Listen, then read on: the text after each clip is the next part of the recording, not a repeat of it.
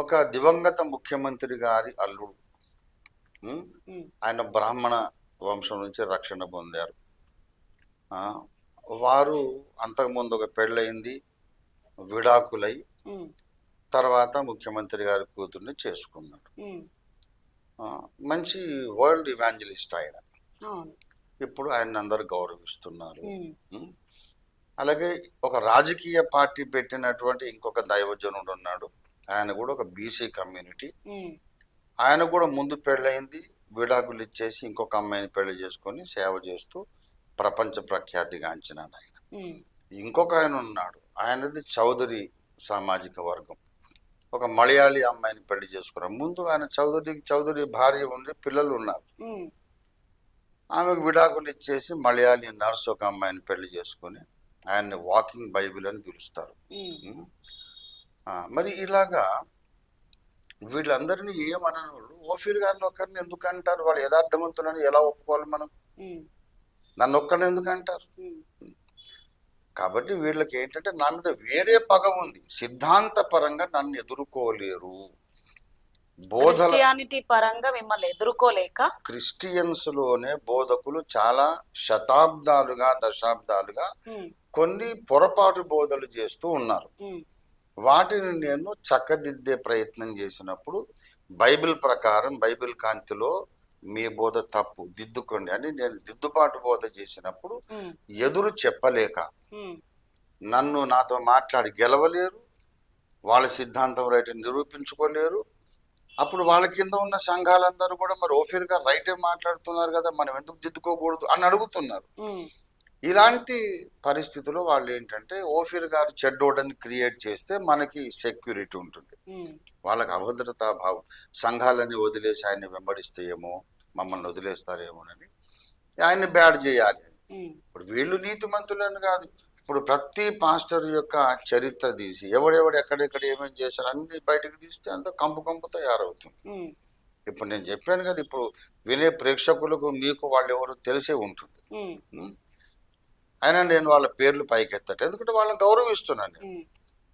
అది వాళ్ళ personal life ఎలాగుందో, ఏ పరిస్థితుల్లో చేసుకున్నారు, యేసుప్రభు దేవుడు అని అయితే చెబుతున్నారుగా. ఉమ్. అయితే ఫైనల్ గా మిమ్మల్ని మీ గురించి ఇంకొక క్వశ్చన్ అడగబోతున్నా సార్. ఆ వ్యక్తిగతం వేరే, క్రిస్టియానిటీ వేరే.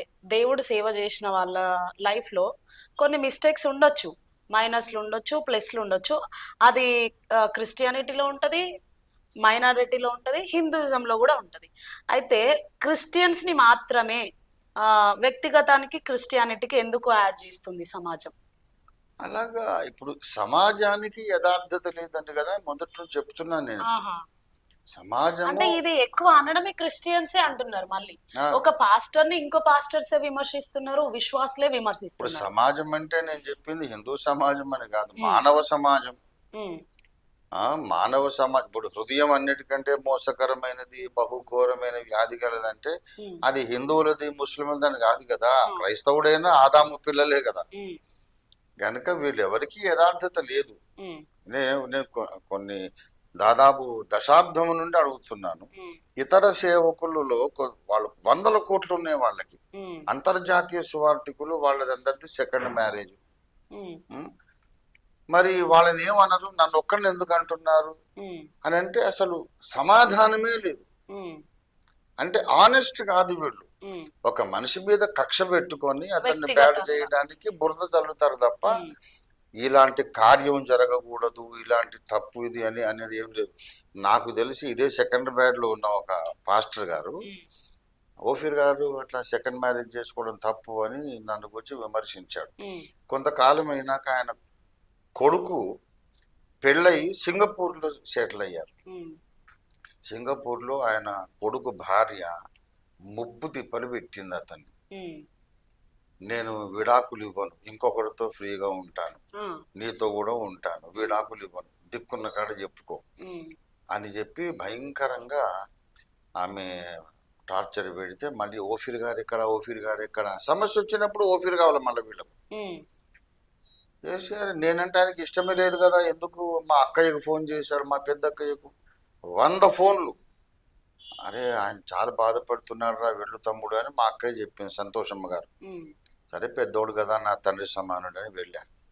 ఏంటి పాస్టర్ గారు నన్ను కలవాలన్నట్టు, నా కొడుకు భార్య ఇలా చేసిందయ్యా, మరి నేను ఒకప్పుడు నేను అర్థం చేసుకోలేదు, క్షమించు, ఇప్పుడు నా ఇంట్లోనే సమస్య వచ్చింది, ఏం చేయాలని అడిగితే అప్పుడు నేను అతనికి విడాకులు వచ్చేటట్టు చేశాను. లీగల్గా ప్రాసెస్ మొదలుపెట్టి మళ్ళీ కొడుకు మళ్ళీ రెండో పెళ్లి చేశాడు. నేను రెండో పెళ్లి చేసుకున్నప్పుడు ఏమో తప్పన్న మనిషి తన కొడుకే చేశాడు. దానికి మళ్ళీ మీరే సహకరించారు. నేను కాబట్టి వీళ్ళు యథార్థవంతులు కాదు. ఇంకా పరుషమైన పదజాలం వాడొచ్చు, దొంగలు అట్లా ఆడొచ్చు, కానీ అనకూడదు, అది మనకు సభ్యత కాదు. అందరినీ నేను గౌరవించే మనిషిని, ఎందుకంటే నేను దేవదాసయ్య గారి శిష్యుణ్ణి. ఏ వ్యక్తిని కానీ, ఏ మతముని కానీ, మరి ఏ డినామినేషన్ కానీ దూషించరాదు, ద్వేషించరాదు. అయితే విమర్శకులు ఎవరు యథార్థవంతులు కాదు. సో